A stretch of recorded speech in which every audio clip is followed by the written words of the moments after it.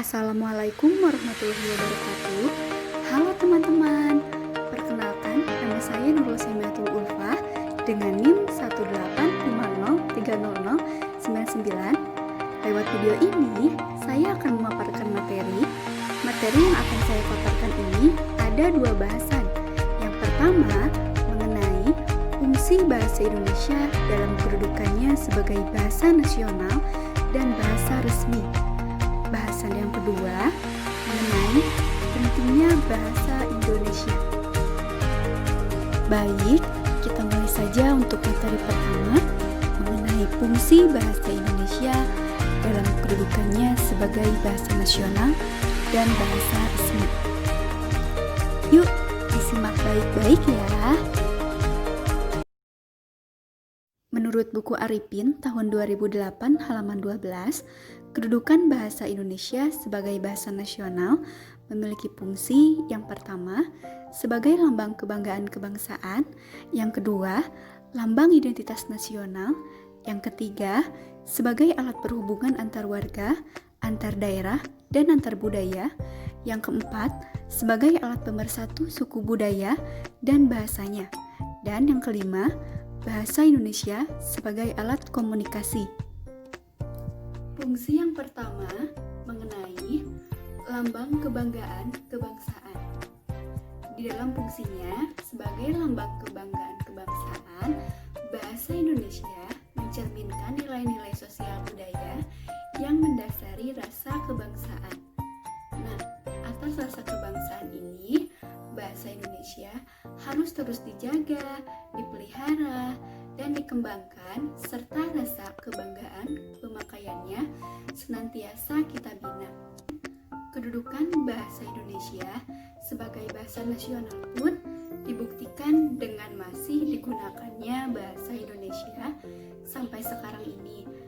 Berbeda dengan negara-negara yang lain yang terjajah, mereka harus belajar dan menggunakan bahasa negara persemakmurannya.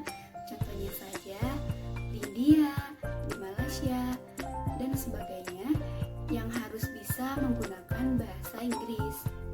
Fungsi yang kedua yaitu lambang identitas nasional. Bahasa Indonesia fungsinya sebagai identitas nasional yang mengarah pada penghargaan terhadap bahasa Indonesia selain bendera dan lambang negara. Di dalam fungsinya, bahasa Indonesia tentulah harus memiliki identitasnya sendiri sehingga serasi dengan lambang kebangsaan yang lain. Nah, bahasa Indonesia memiliki identitasnya hanya apabila masyarakatnya pemakaiannya, terutama kaum muda, dalam kegiatan-kegiatan resmi kenegaraan seperti upacara peristiwa, dan kegiatan kenegaraan baik dalam bentuk lisan maupun dalam bentuk tulisan. Nah, selanjutnya kedudukan bahasa Indonesia sebagai bahasa nasional dibuktikan dengan digunakannya bahasa Indonesia dalam bulir-bulir Sumpah Pemuda yang bunyinya, kami putra dan putri Indonesia mengaku bertumpah darah satu tanah air Indonesia. Kami putra dan putri Indonesia mengaku berbangsa satu, bangsa Indonesia. Kami putra dan putri Indonesia menjunjung bahasa persatuan, bahasa Indonesia. Fungsi yang keempat yaitu alat pemersatu suku budaya dan bahasanya. Bahasa Indonesia sebagai alat pemersatu suku, budaya, dan bahasa maksudnya bahwa Indonesia memungkinkan keserasian di antara suku-suku, budaya, dan bahasa di Nusantara tanpa harus menghilangkan identitas kesukuan dan kesetiaan pada nilai-nilai sosial budaya serta latar belakang bahasa daerah yang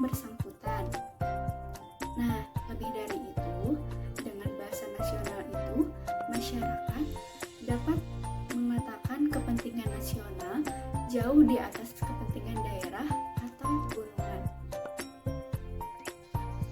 Kemudian, fungsi yang kelima yaitu bahasa Indonesia sebagai alat komunikasi. Kedudukan bahasa Indonesia sebagai bahasa nasional dibuktikan dengan digunakannya bahasa Indonesia dalam berbagai macam media komunikasi.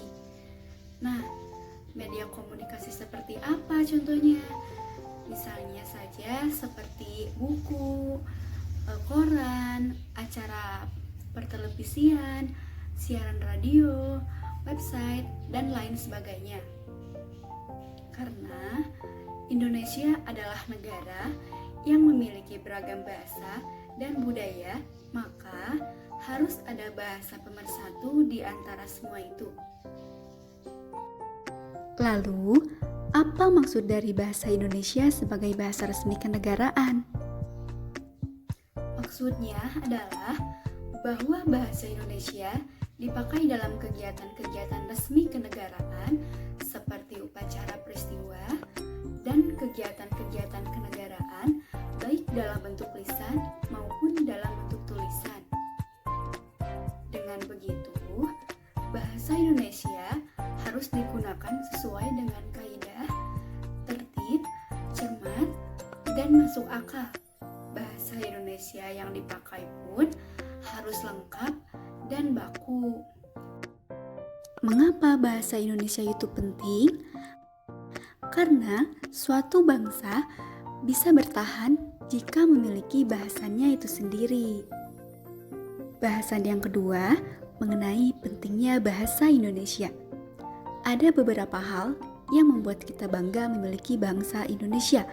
Di antaranya, yang pertama, bahasa Indonesia sebagai bahasa persatuan diraih dengan perjuangan. Yang kedua, bahasa Indonesia berasal dari bahasa Melayu. Yang ketiga, bahasa Indonesia adalah bahasa yang sangat kaya. Yang keempat, bahasa Indonesia adalah bahasa yang mudah sekaligus rumit. Yang kelima, bahasa Indonesia juga dipelajari bangsa lain. Dan yang keenam, bahasa Indonesia akan menjadi bahasa resmi ASEAN. Dari keenam bahasan yang tadi, di sini saya hanya akan membahas 3 poin saja mengenai alasan mengapa kita harus bangga berbahasa Indonesia. Pada poin pertama, karena bahasa Indonesia sebagai bahasa persatuan yang diraih dengan perjuangan. Nah, untuk diakui sebagai bahasa nasional, bahasa resmi, sekaligus bahasa persatuan, Indonesia melakukan perjuangannya dengan berdarah-darah.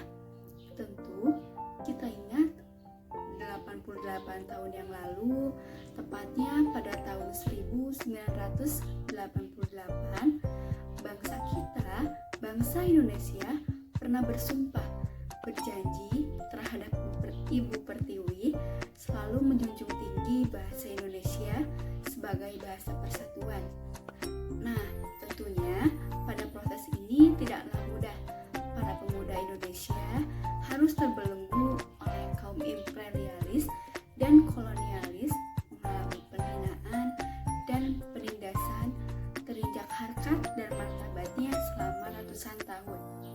Ketika keberanian muncul, para pejuang tanah air mendeklamasikan bahasa Indonesia sebagai bahasa resmi untuk mengangkat kembali harkat dan martabat bangsa Indonesia. Yang kedua adalah bahasa Indonesia adalah bahasa yang sangat kaya. Nah, bahasa Indonesia berakar dari bahasa Melayu dengan daerah Riau sebagai pusatnya perkembangannya.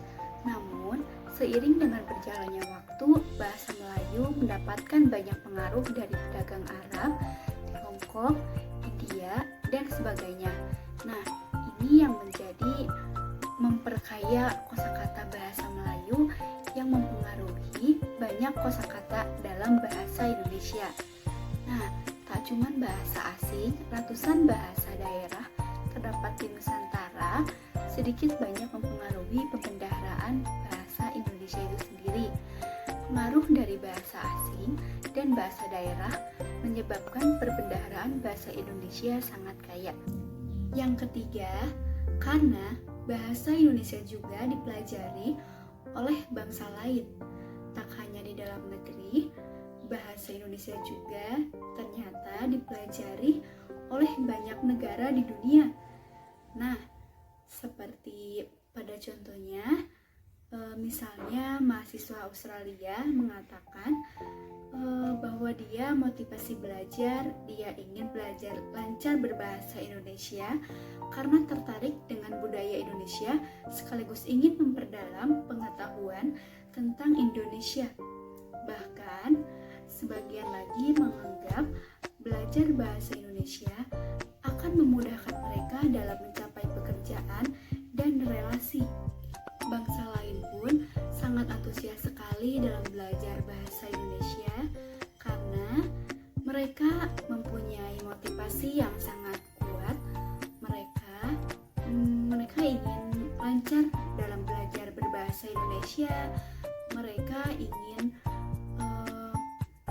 memperdalam pengetahuan bahasa Indonesia. Lalu mereka ingin belajar budaya bahasa Indonesia itu seperti apa. Nah, maka oleh karena itu, kita sebagai warga negara Indonesia harus patut bangga dengan bahasa kita sendiri, yaitu bahasa Indonesia. Teman-teman, mungkin hanya itu saja yang dapat saya sampaikan. Kurang lebihnya saya mohon maaf. Semoga dengan materi yang saya sampaikan ini dapat bermanfaat buat teman-teman. Terima kasih. Wassalamualaikum warahmatullahi wabarakatuh.